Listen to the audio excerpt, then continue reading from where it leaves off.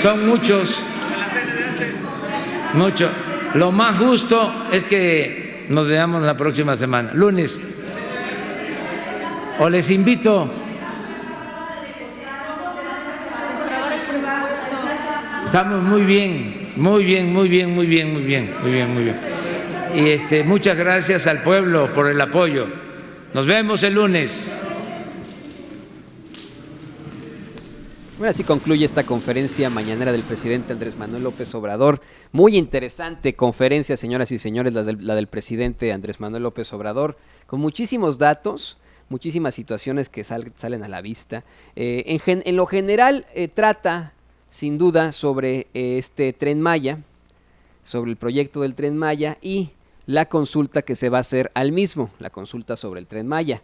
Se hablaba mucho de que ya empezaron las construcciones del Tren Maya y etcétera. El presidente dice que no importa en esa situación, que en realidad lo que van a hacer ahí es, señoras y señores, consultar al pueblo.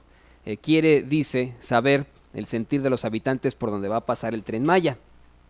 Presentó el titular del Fondo Nacional del Fomento y al Turismo, Rogelio Jiménez, y presentó también a Adelfo Regino Montes, al director general del Instituto Nacional de los Pueblos Indígenas, para dar este informe, para hablar sobre, en efecto, pues esta consulta que se va a hacer al Tren Maya.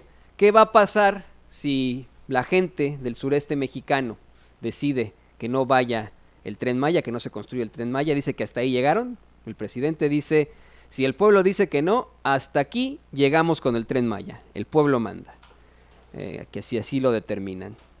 También le preguntaron al presidente López Obrador si está contemplada esta oficina, una oficina que esté vigilando las afectaciones a los ejidatarios, puesto que, según este reportero que lo plantea, en el sexenio pasado, el sexenio de Enrique Peña Nieto, se otorgaron contratos para las perforaciones de mantos petroleros, y luego hubo despojos en los terrenos. El presidente pues le dio la palabra precisamente a Rogelio Jiménez Pons, quien aseguró que este es un proceso muy distinto a los de antes, porque los acompañan una serie de instituciones internacionales que están haciendo a los ejidatarios, de hecho, parte de las responsabilidades sociales. Por otra parte, el presidente reafirmó esta idea que existe sobre el crecimiento en México y cómo es que se dio en ciertos lugares. Dijo que en el norte hubo crecimiento, también en el Bajío, en el centro más o menos creció, pero que el sur hubo decrecimiento en todo caso, ¿no? Dice que va a haber un programa integral con el Tren Maya y lo fundamental es impulsar ese desarrollo en el sureste que se queda rezagado, lo dice una y otra vez, en el periodo neoliberal. Mientras está respondiendo sobre esto, antes de esto, bueno, le preguntan sobre esta protesta que existe en el sindicato de sobrecargos por una elección que tuvieron recientemente en la que muchos se inconforman con esta elección. El presidente habla sobre esta queja que tienen. Dice que pues él envió una carta en la que compromete al gobierno de México para hacer valer la ley laboral, se refiere a la ley federal del trabajo, y evitar los fraudes, porque eso es lo que están denunciando en este sindicato, que hay un fraude en esta elección. El presidente dice que va a estar revisando esto con su equipo. No solamente se refiere que van a evitar los fraudes con el sindicato de Aeroméxico, sino en cuanto a todos los trabajadores de México.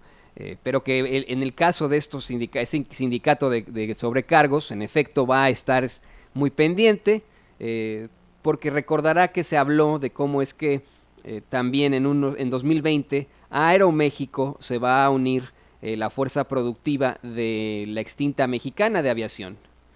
Todos esos empleados que se quedaron sin trabajo, luego de que cayera en la bancarrota, luego de que fuera a concurso mercantil, Entonces, pues bueno, ahí lo tiene usted. Mientras hablaba sobre el incidente, esta problemática, esta controversia que existe con las elecciones de este sindicato, el presidente hizo una pausa para celebrar que Nancy Pelosi, la presidenta de la Cámara de Representantes, tuiteara que ve por buen camino esta negociación para que el Congreso de los Estados Unidos apoye ya el nuevo acuerdo comercial entre precisamente Estados Unidos, México y Canadá. Algo que me llamó mucho la atención y que seguramente usted también publicó con sentidor, es que una de las demandas de Nancy Pelosi y de su Cámara, de su cuerpo legislativo, es en lo laboral, el establecer igualdad en lo laboral, y que pues en esto tiene que haber un doble compromiso. En efecto, usted lo sabe perfectamente, aquí en los Estados Unidos el salario mínimo, por ejemplo, aquí en Chicago es de $13 la hora, imagínese, ¿no? $13 la hora. En México el salario mínimo por día es de aproximadamente 90 pesos. Entonces, pues eso es ridículo. Y esto, así lo han mantenido, en efecto, eso no puedo yo mentir, ni es que esté a favor de esta idea de todo contra el neoliberalismo, pero sí en el neoliberalismo se permitió eso, que México mantuviera los peores salarios que existen para los trabajadores. Y eso hay que decirlo, hay que denunciarlo hasta el fondo.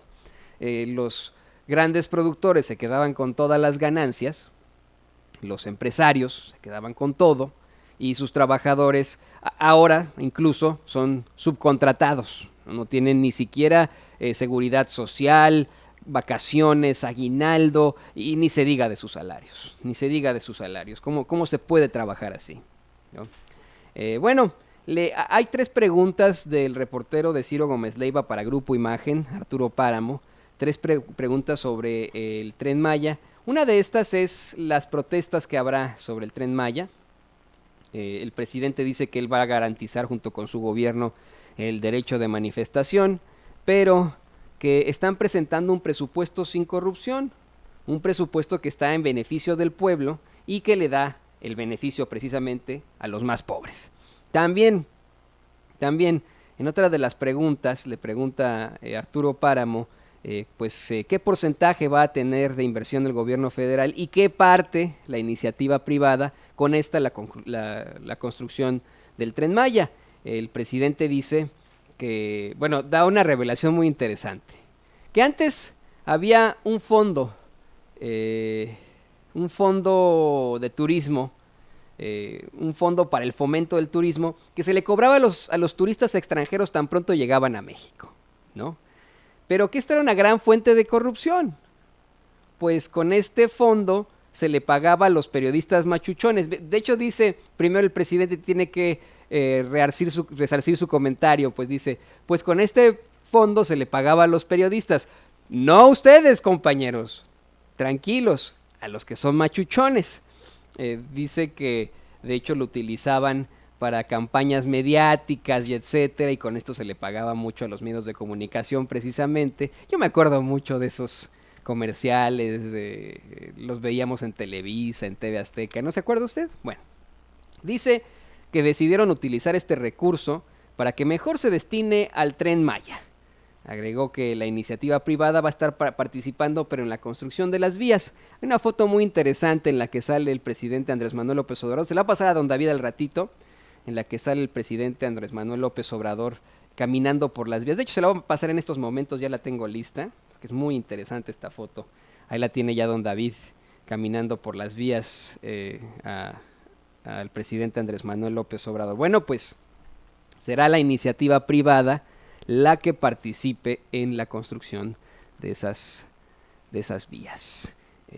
Al rato le compartimos la foto, usted no se preocupe, tiré aquí al agua a mi querido don David el Grande, pues que estamos en tiempo y forma, usted lo sabe, pasándonos la información, este programa no descansa. Ahí la tiene usted, mire qué foto, esa foto ahí, en efecto, ahí sale el presidente recorriendo las vías.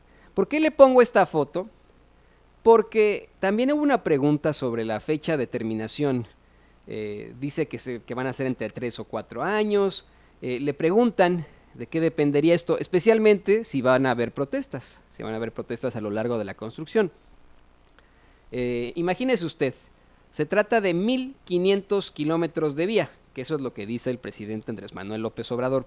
1.500 kilómetros de vía es una obra importante, pero lleva su tiempo.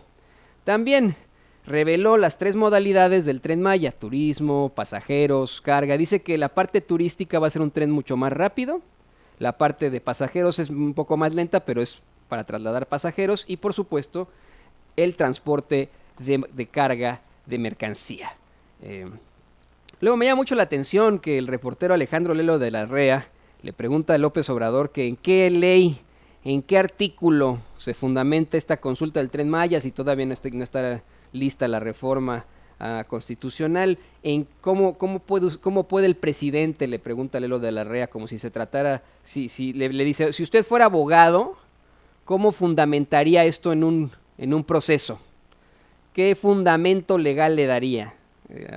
¿Qué ley sería con la que se fundamenta? Bueno, pues el presidente de hecho le da la palabra a un Adelfo Regino Montes, que se la sabe de todas, y le explica esta fundamentación legal, que mire, ¿para qué le cuento yo? Leyo, etcétera. Después de eso hay algo muy interesante, porque Lelo de la REA continúa cuestionando al presidente al preguntarle, por ejemplo, que si no cree que esta consulta organizada por el gobierno genere suspicacia, puesto que va a ser juez y parte. Eso le pregunta Lelo de la REA al presidente. El presidente dice que pues ellos no son tramposos como los que estaban antes, y una vez más menciona a Felipe Calderón, al expresidente Felipe Calderón. Dice que había algunos que hacían sus chanchullos, por decirlo así, con el haya sido como haya sido. Yo lo digo de esa forma porque es la forma correcta, pero la forma correcta, la forma literal, y aquí lo aclaro, de Felipe Calderón, la forma literal fue haya sido como haya sido, misma que repite el presidente Andrés Manuel López Obrador. También continúan estas preguntas muy importantes sobre el Tren Maya, porque pues existe esta retroactividad de la ley, ¿no? Y en efecto Lelo de la REA no se equivoca, la ley no es retroactiva en perjuicio de nadie, pero sí en beneficio, ¿no? Entonces, esto en cuanto a la consulta popular y etcétera, cómo es que no se puede esperar a que ya exista la reforma constitucional para que las consultas en efecto estén en la Constitución de los Estados Unidos mexicanos. El presidente responde como ciudadano de a pie, si le soy perfectamente honesto. Le dice, a ver, Alejandro, esto no es un asunto leguleyo, esto es un asunto de principios, cosa con la que estoy yo muy de acuerdo. Y con eso saludo a mi compañero y amigo Vicente Serrano para preguntarle exactamente eso. ¿Qué es más importante, la ley o la justicia? ¿La ley o los principios, Vicente? Pues hay algunos que no lo entienden, mi querido Toño, muy buenos días, porque no saben ni de justicia, ni de convicción, ni de principios, ni de ética. Por supuesto que lo más importante es la justicia y los principios, salvo que tú me digas otra cosa, mi querido Toño. Te mando un abrazo desde acá, desde la Ciudad de México, hasta allá, hasta la Ciudad de los Vientos. Completamente de acuerdo. Lo importante es la justicia, la constante y perpetua voluntad de darle a cada quien lo que le corresponda. Las leyes las hacemos como seres humanos, pero la justicia permanece, la justicia es, las leyes deben ser, así de sencillo. Y precisamente las que se reforman, por eso la Constitución está constantemente siendo reformada. Me imagino yo, así lo entenderán muchos, para buscar esa justicia. Una ley, por ejemplo, no permitía a las mujeres votar en México en algún momento. Una ley, por ejemplo, permitía la esclavitud en Estados Unidos en algún momento. ¿Leyes justas? No.